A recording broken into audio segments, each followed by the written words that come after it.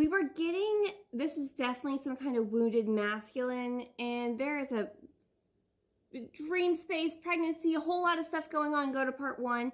But we were also tapping into some kind of jealous third party situation. It feels like there was some kind of argument possibly during the winter months between them and a third party. And as I was putting up my communication deck, what was on top was the institution of marriage. So possibly a fight over some kind of bigger commitment. And whatever that conversation between them and the third party was about a commitment, it stirred up something to do with you. And that's when like the dreams and stuff started coming in a lot heavier.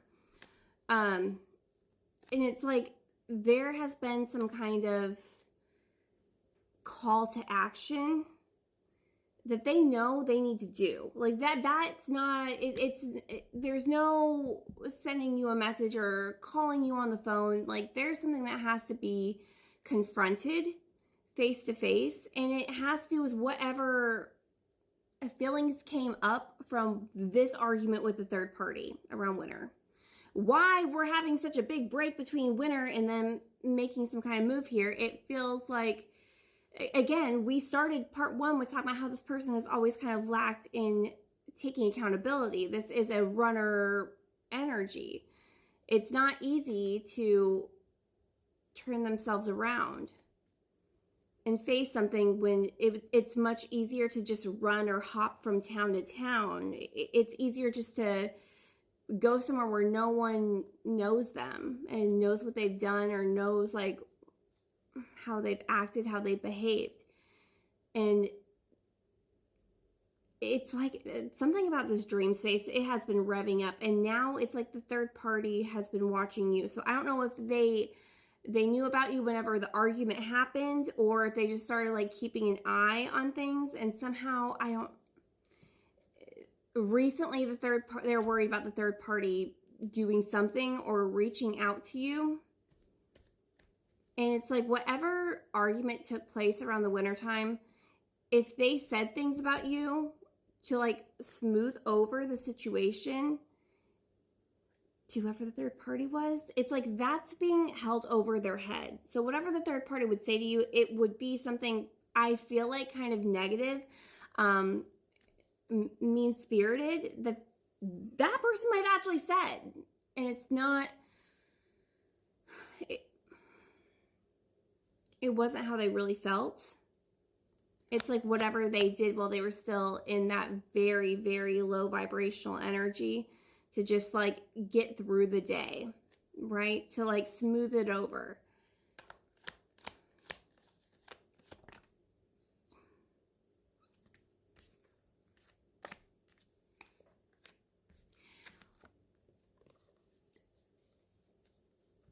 Whenever that argument took place, it stirred things up in this wounded masculine. It made them start to awaken to whatever this connection is, or whatever this hurt is, whatever the issue is, whatever. Like they did whatever they had to smooth it over with the third party, but it didn't actually smooth anything over inside of them. It like made them realize that they can't outrun you.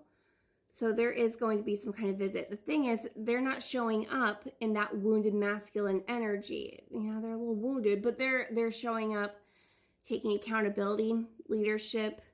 Not that they're not scared. I feel like there's something about this person being very terrified about facing you. There's something about you that you speaking poorly to this person is worse than, I'm getting it's worse than their father speaking poorly to them. I don't know what that's about.